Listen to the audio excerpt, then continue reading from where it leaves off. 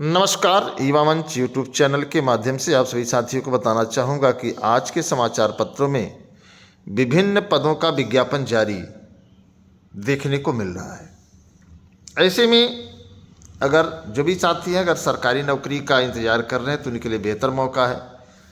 साथ ही साथ कौन कौन से विज्ञापन आए इस पर भी हम चर्चा करेंगे, जैसे सैन्य अधिकारी का है, लेक्चरर का है, पुलिस का है।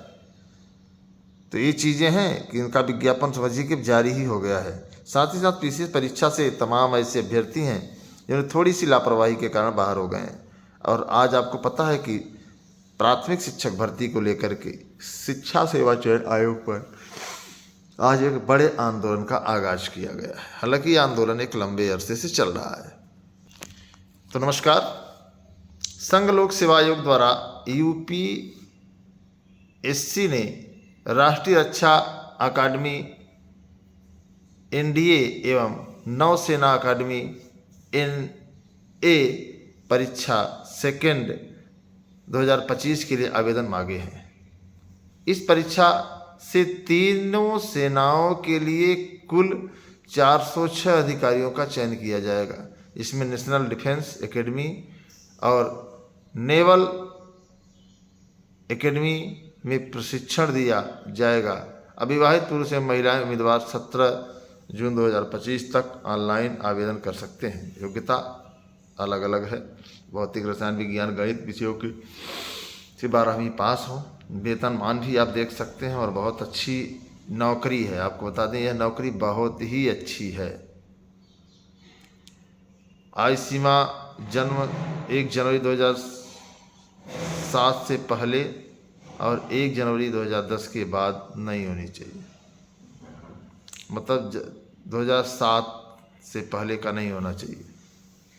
चयन प्रक्रिया लिखित परीक्षा होगी और आप जानते ही हैं कि इसमें तमाम फिजिकल जैसी तमाम पर्सनालिटीज और संघ लोक सेवा आयोग इसकी वेबसाइट है, आप देखते हैं यूपीएससी।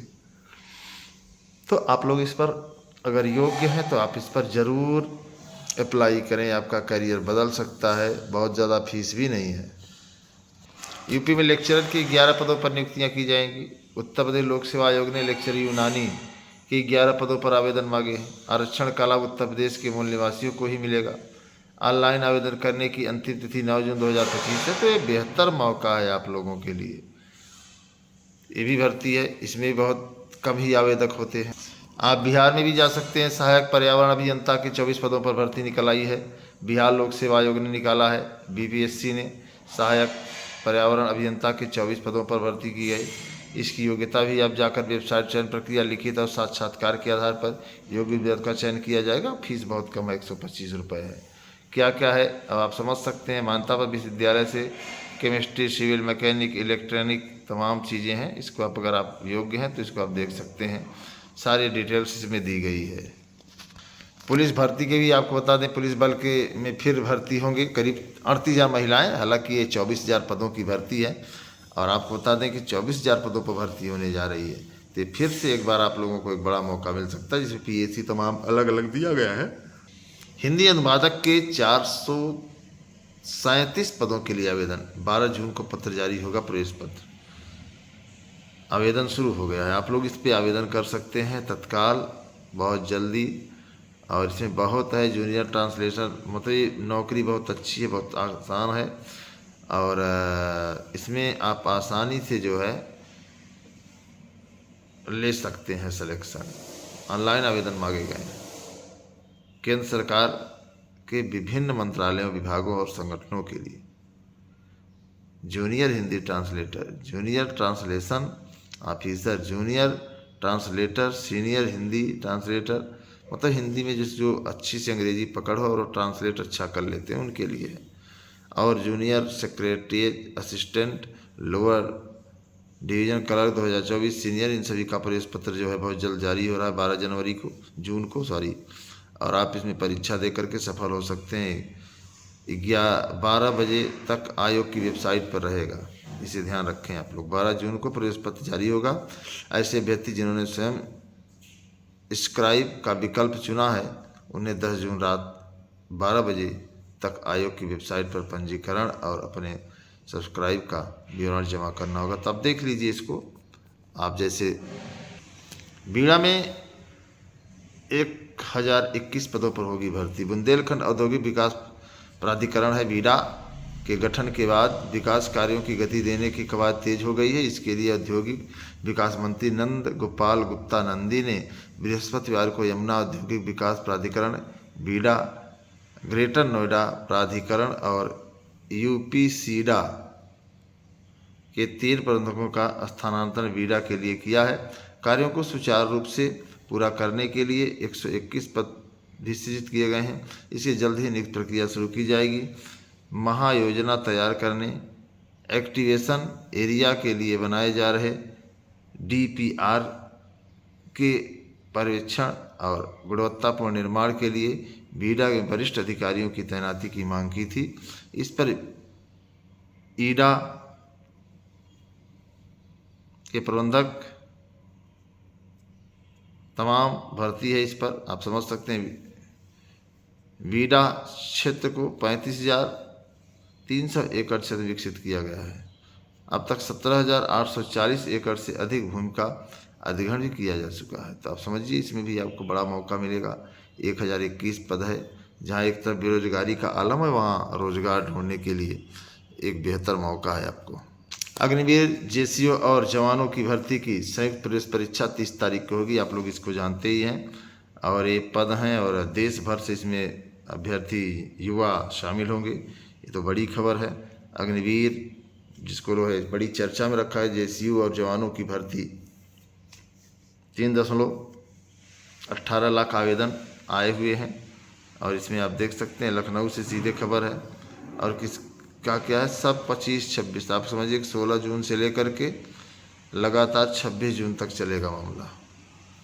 परीक्षा से संबंधित खबर है कि प्रदेश भर में पॉलिटेक्निक प्रवेश परीक्षा शुरू हो गई है। आप लोग अगर पॉलिटेक्निक करना चाहते हैं तो इस प्रवेश परीक्षा में अगर आप फार्म भरें तो ज़रूर परीक्षा दें। अगर हम बात करें आवेदन निरस्त कर दिए गए 259 के 11 जून तक मिला अपील का मौका। अंतिम तिथि तक आवेदन जमा नहीं कराए जाने के चलते सबसे ज़्यादा हुए कैंसिल।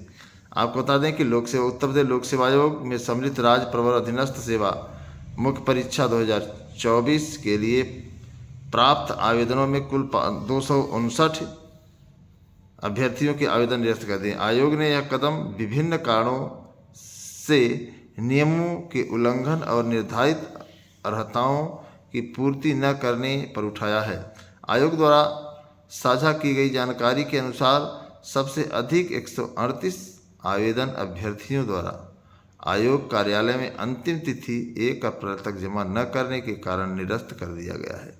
आयोग ने सभी निरस्त आवेदनों को अनुक्रमवार सूचीबद्ध करते हुए उनके निरस्तीकरण के स्पष्ट कारण भी दर्शाए हैं। बहुत स्पष्ट बता दिया, कल ही इसकी सूचना मिल गई थी।